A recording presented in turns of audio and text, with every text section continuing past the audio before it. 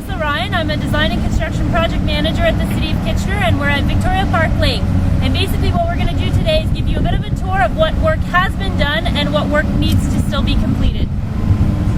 We're at the David and Jubilee end of the project, which is the larger lake open surface area, and most of the work at this end has been completed.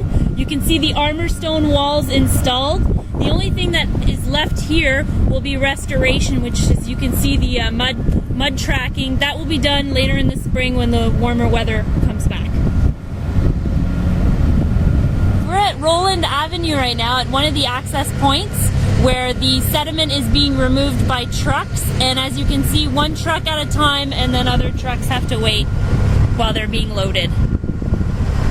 We're at the Roland Street access where a temporary berm has been constructed in order to construct this side of the lake edge and remove sediment.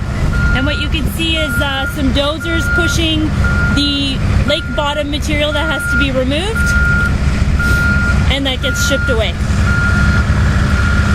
The black pipe you can see on the ground is actually water that's being pumped around the entire work area and then being discharged into the box culvert outlet downstream.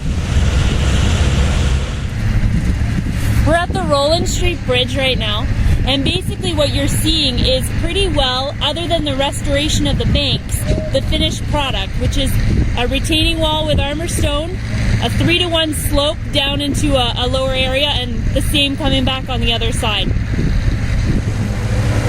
We are near the Fountain Bridge, facing Jubilee Drive right now, and what I want to point your attention to is the earthen dam here in the middle.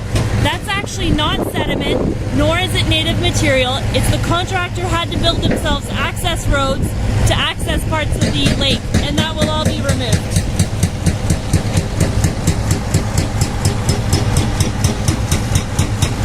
Still at Fountain Bridge, basically we're removing a concrete weir that used to be here that is no longer required.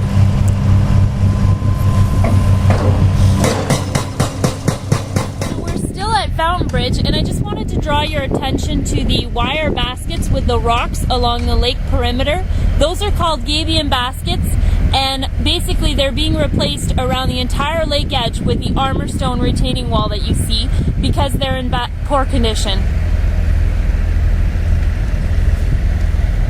We're near the Heritage Bridge, and what you see in the background is what looks like a roadway, but it's actually concrete capped, and it's covering a storm sewer and a sanitary sewer that go through the lake. And that sanitary and storm sewer were not part of the work that we did here at the park.